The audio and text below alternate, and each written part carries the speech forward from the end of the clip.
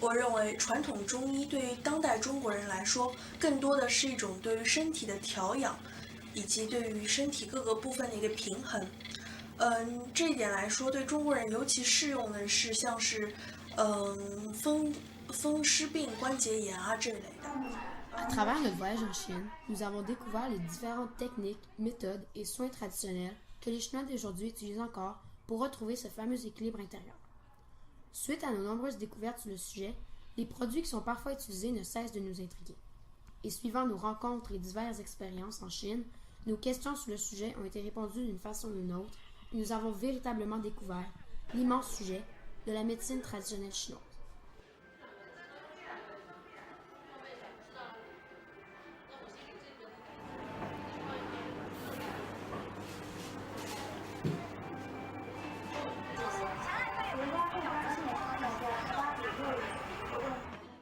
La médecine traditionnelle d'aujourd'hui présente un mélange intéressant entre le moderne et le traditionnel.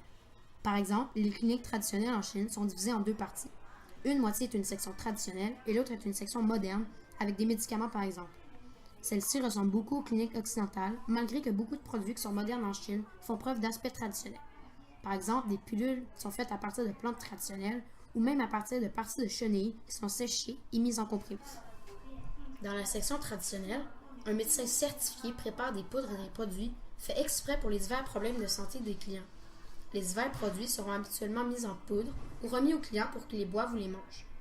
Les produits sont tous mesurés et pesés avec une grande précision avant d'être mélangés ensemble. La médecine traditionnelle chinoise, je pense, c'est un bon médecine parce que ça a intégré comme 4500 ans de l'histoire chinoise et aussi l'expérience de médecine chinoise qui se pratique. Mais dans le même temps, je préfère aussi que la Chine peut acheter une médecine occidentale, comme ça les deux médecines dans le domaine mélangées ensemble, ça peut bien donner service au peuple chinois. Donc, mon opinion personnelle, c'est de continuer de développer la médecine traditionnelle chinoise et aussi développer aussi dans le même temps la médecine traditionnelle occidentale. Ça, je pense, c'est un meilleur mélange.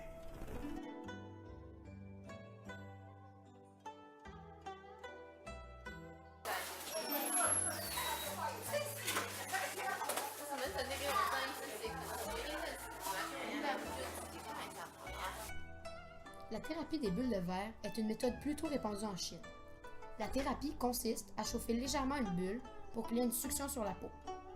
La succion créée dans la ventouse de verre dilate les pores et les vaisseaux sanguins superficiels, ce qui donne une poussée au système immunitaire naturel. Cette thérapie emmène plusieurs bienfaits pour le corps et envers certaines maladies. Les bulles chauffées est la méthode la plus ancienne, mais les Chinois possèdent aujourd'hui une sorte de pompe manuelle pour remplacer l'effet de la chaleur sur la bulle de verre. L'acupuncture est une des plus grandes branches de la médecine traditionnelle chinoise. Elle consiste à introduire de fines aiguilles de métal sous la peau à des endroits très précis pour provoquer des réactions naturelles dans le corps. Elle procure plusieurs bienfaits à divers niveaux. Par exemple, elle aide à réduire les douleurs musculaires, elle améliore la performance du système immunitaire, elle diminue l'anxiété et le stress et aide à combattre les symptômes de certains troubles mentaux.